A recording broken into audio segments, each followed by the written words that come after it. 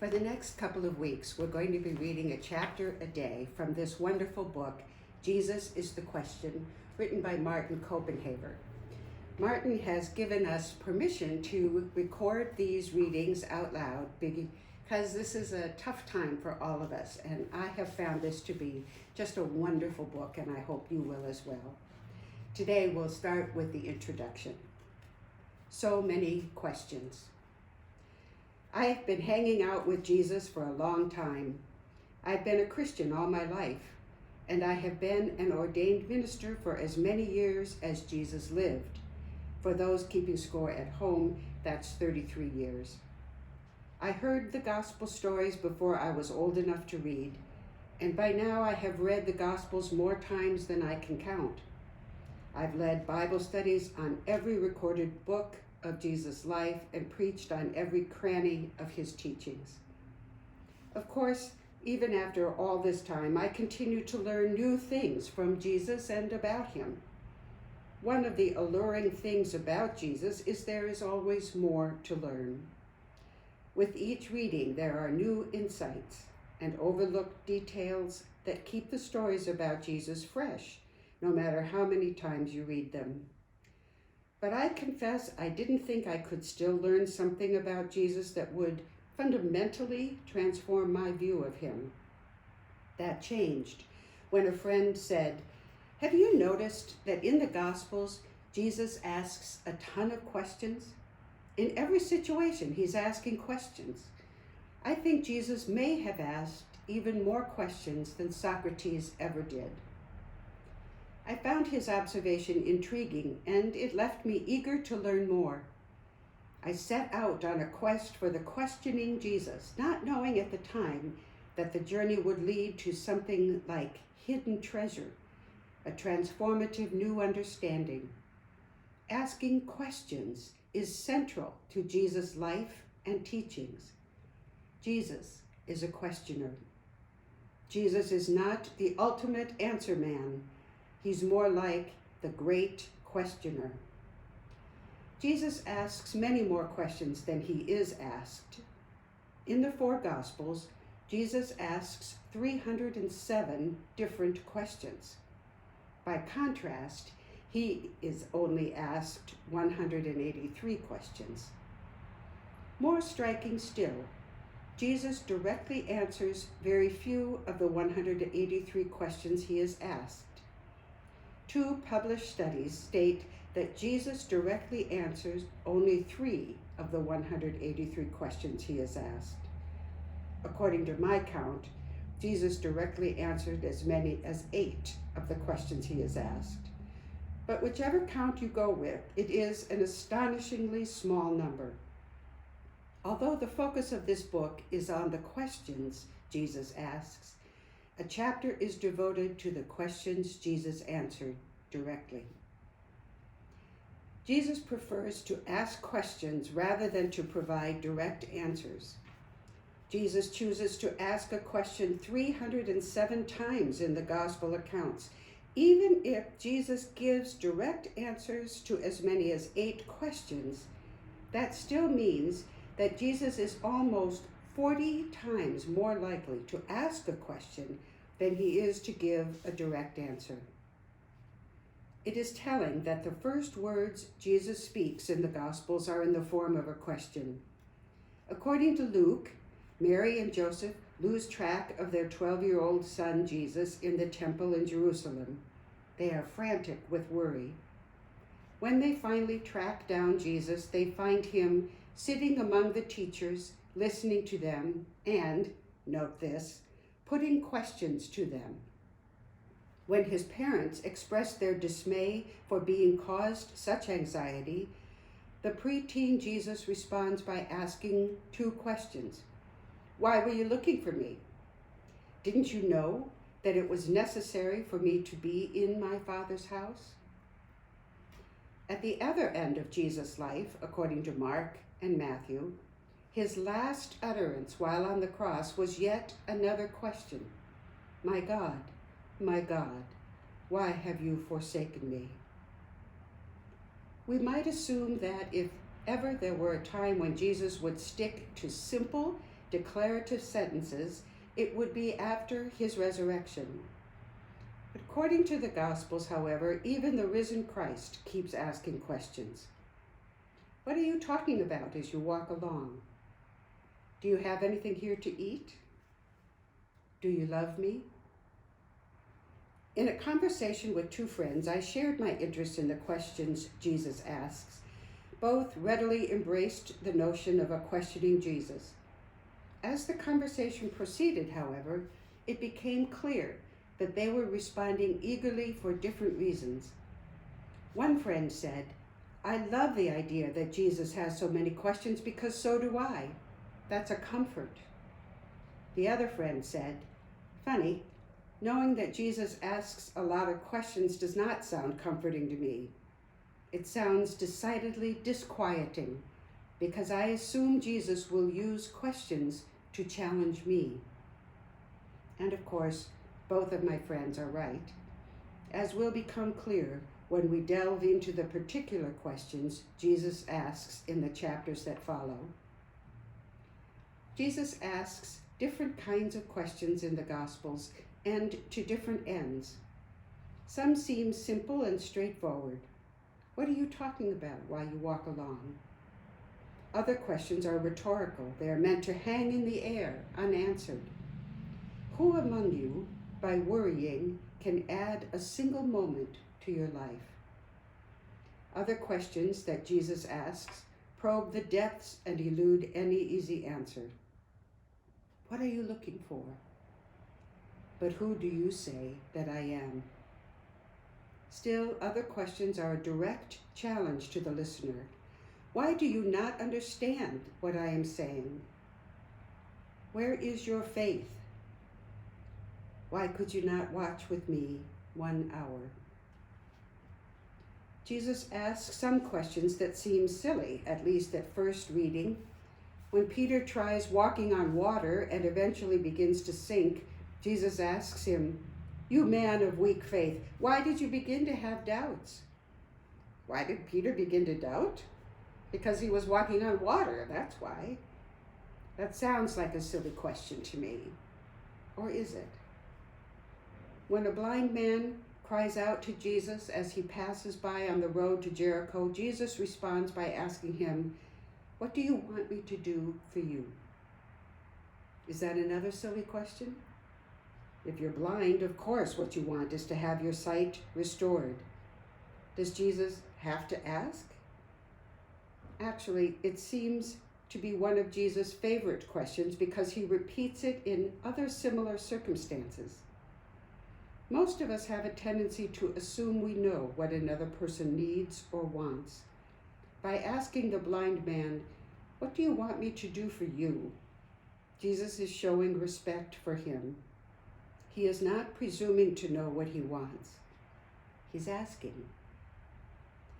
According to John's Gospel, there is another question Jesus asks repeatedly and in a variety of circumstances. Jesus asks it at the beginning of his ministry when people begin to follow him. What are you looking for? Twice he asks a variation of that question of those who are about to arrest him. Who are you looking for? He asks it again of the women who gather at the empty tomb. Who are you looking for? It is the kind of question that is worth repeating over time and in various circumstances, because it can sound different and can elicit different answers each time. Who are you looking for? The premise of this book is that if we are looking for an answer man, Jesus, it is likely we will be disappointed. But there is great value in pondering the implications of having a Savior who approaches the world and us with questions.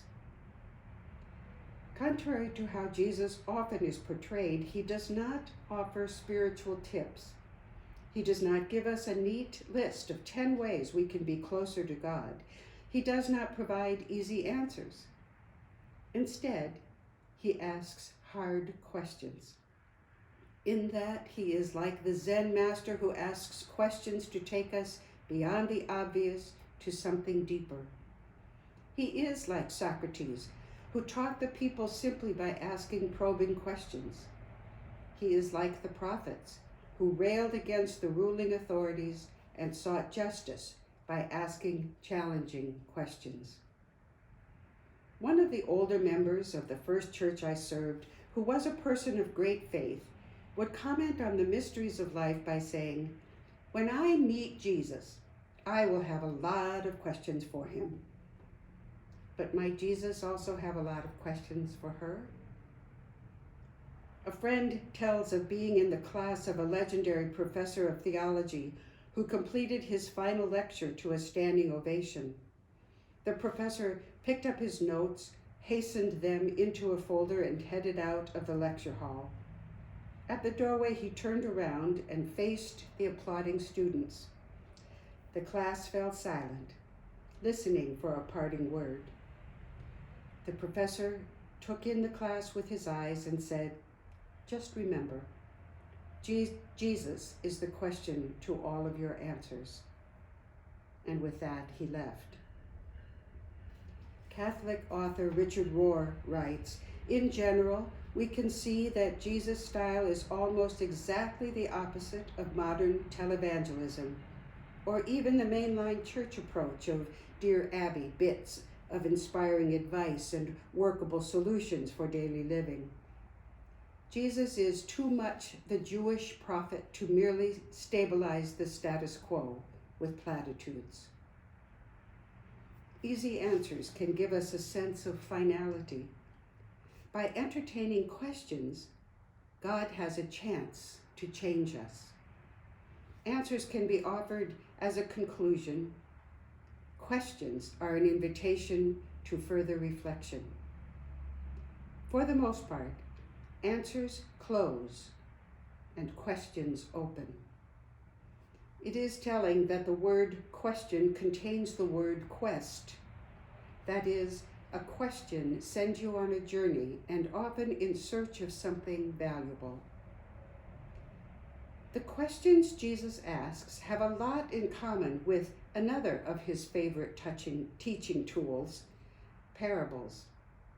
In both question and parable, Jesus is able to communicate indirectly.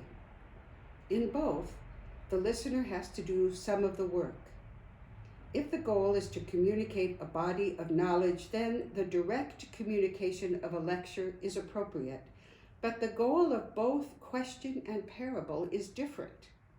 The goal is not to communicate knowledge, but to elicit new understanding in the listener. Information is not the goal. Transformation is. There are considerable rewards in spending time with the questions Jesus asks. Some of those questions have a way of taking us deeper in a way that simple answers are unable to do. That may be one reason why the poet Rainer Maria Rilke offered this famous advice to a young poet: live the questions now. Perhaps then, someday in the future, you will gradually, without even noticing it, live your way into the answer. I had a hunch that in asking so many questions, Jesus was reflecting a Jewish tradition, perhaps particularly a rabbinic tradition. In fact, there is an old Jewish joke about the proclivity to ask questions. Why does a Jew always answer a question with a question?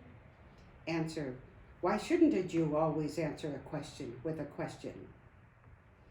I have no expertise in this area, so I met with Rabbi Daniel Lehman, a rabbinic scholar and president of Hebrew College, to learn something about the role of asking questions in the Jewish tradition.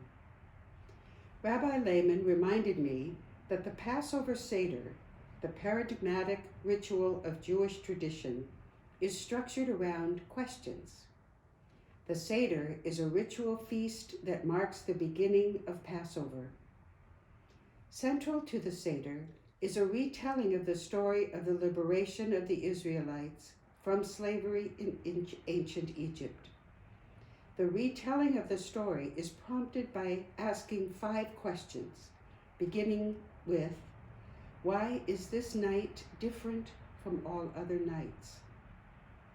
These questions are a teaching tool, so it is customary that they are asked by the youngest child at the table. The ritual then moves to questions about the Seder, asked by 4 sons, one who is wise, one who is wicked, one who is simple, and one who does not know how to ask. The ability to ask questions is so valued that the son who does not know how to ask is mentioned last, even after the one who is called simple. The Talmud, a central text of Judaism, also is structured around questions. The Talmud is a record of rabbinic discussions pertaining to Jewish law, ethics, customs, and history. Hundreds of pages of rabbinic debates sparked by questions that require the rabbi's discernment and wisdom. The oldest portions of the Talmud date back to 200 CE, however, which means they were written more than 100 years after the Gospels. But can the questions Jesus asked be read in the context of this rabbinic tradition? Some of the questions asked in the Talmud seem at first blush narrower than the questions Jesus asked. Very precise questions about dietary codes, property disputes, and the correct time for prayer. Yet, in the context of the Talmud, these questions are ultimately questions about life and meaning, about how individuals and communities can best live with one another and God, not entirely unlike the questions Jesus asked. In the Gospels, Jesus is addressed as Rabbi because he is, among other things, a teacher. And a good rabbi knows how to ask questions. The pages of this book are an occasion to linger with some of the questions Jesus asks. In the chapters that follow, we will reflect on particular questions. At the end of this book is a compilation of many of the questions Jesus asks. At any point, you may want to dive into that vast sea of questions, a full immersion experience like none other. So many questions. Why does Jesus ask so many questions? That's the end of the introduction.